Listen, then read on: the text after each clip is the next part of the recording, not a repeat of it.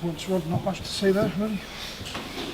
To be honest with you, it's probably the most sensible way for us to look at it. It's interesting. I talked to a few of the coaches before the game, and actually, almost the best thing about getting today's game done is that we can move on, because the important thing actually is that this is a third of the way through the Premiership. We don't play Saracens again until near the end of the Premiership campaign, and we need to move on. We need to get it done and move on, because there's a lot of other important games to play, and there's a lot of other important points to try and collect.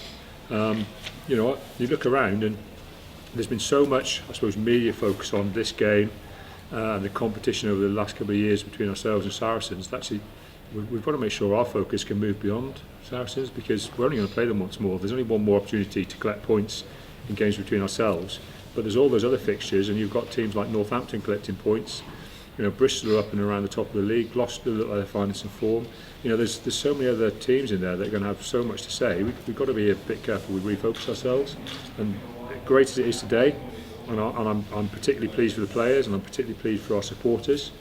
But we do have to move on, and in a way, it's nice to get today done, and we can move on. Does this feel like a particularly satisfying result, given what's surrounded it? If I say for me to say anything else would be ridiculous. There is a reality that, but it would have been a massively satisfying result for Saracens as well. There's a reality there. It's an important result because Saracens are a very good team, good selection of players out there. They've been well coached for a number of years. They're tough to beat in any competition, and we've come away with a win today. So there's all kinds of reasons for it to be satisfying, and we'll take all of them. But the most important thing is that we've fronted up as a group of players, and we've performed to a high enough standard that's won the game. Did we have to fight out there? Of course we did. Were there moments when things were against us? Of course there were. And there always will be. But we came up with enough moments and drove enough things our way to force a win in, and we've collected another very valuable 4 points. Rob, how do you feel your players handled the emotional challenge? You spoke about that during Just about right. Just about right. There was a couple of times when probably things got a little bit away from us, and probably there was a couple of penalties around the contact area and we were tough in that area, and we came up with some good turnovers through counter-rucking or winning turnovers on our feet. But there was one or two where we probably just gave away a silly, sticking a foot in there or something, kicking the ball away that just didn't need to be done, just pushing up a little bit too hard. There was a couple of those moments, but on the whole, we played the line of the kind of physicality and the emotion very well. But then obviously the one thing that's ultimately hurt us, because it cost us 7 points during the game, and we don't know what it will cost us discipline wise, obviously the Harry Williams red card at the end. I've had a quick chat with Harry. He's obviously already disappointed with it, but he hasn't gone in there and done anything physically violent. I think he's gone over there because he's felt an extra Chiefs player has been kind of surrounded and mobbed a bit, and he feels he's just helping out. So it'll be interesting. We need to have a good look at it and see what the outcome of that will be, because ultimately, that's an important player for us who may not be available for a little time. Talk to us about your defence today, because from where I was sat there, we were standing. Yeah, well, I mean, it was looking towards the end of the game, wasn't it? Until that final instance that we may have nil Saracens, which obviously would have been a fantastic result. Not many teams do that. I thought at the time some of our kind of repeat line speed, some of the hard work stuff, some of the stuff around the tackle area was absolutely fantastic. Probably obviously the best we've seen this season. But I've just said to players, the really nice thing, and the thing that really pleases me is that was a good Saracens side. That wasn't a change up or a second string Saracens team, and that's a team that's won premierships. It's a team that's a group of players that's won a lot of European games, and we look like we could handle them, in the physical stakes, and that probably bodes well for us in what we want to achieve the rest of the season. Rob, do the scenes in the dressing room after, do they look a bit different to any other normal victory you might get here, given the story behind the game? Well, for obvious reason, the lads are playing, but you need to remember, and I think this is sometimes what drifts by, and because there's been so much focus on Saracens, some folks can drift by. Luke Cowan-Dickey and Jack Noel, two very highly thought of players amongst the squad, were receiving their awards for 100 Premiership and European Cup games today. That meant a lot to the players. They talked about it openly before the game. They have lost a couple of fans to Saracens.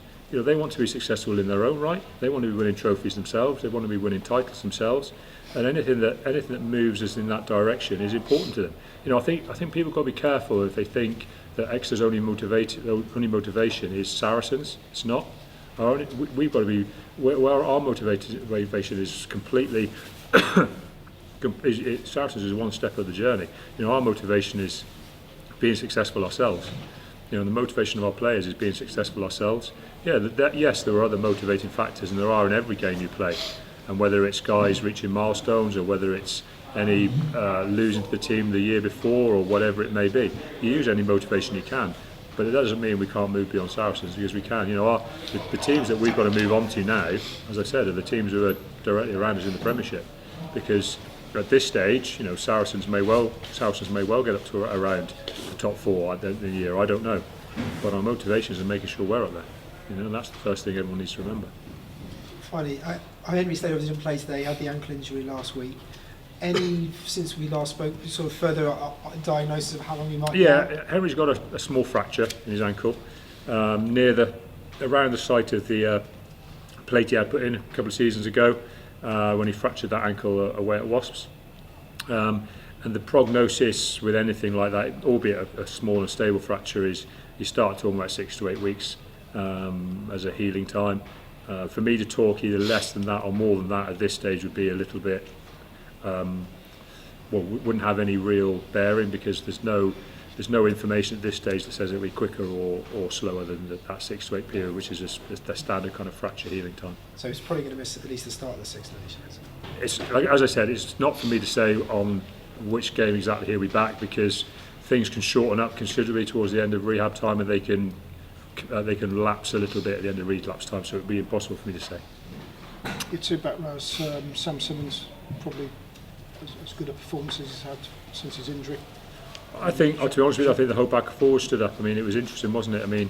We didn't get a lot out of Saracens going backwards and up. They had a couple of their scrum put-ins, and we didn't seem to get a lot later on in the game when they were going backwards and lying down on the floor, and we had to play the ball away. So I actually think our whole back four stood up in a lot of important areas today.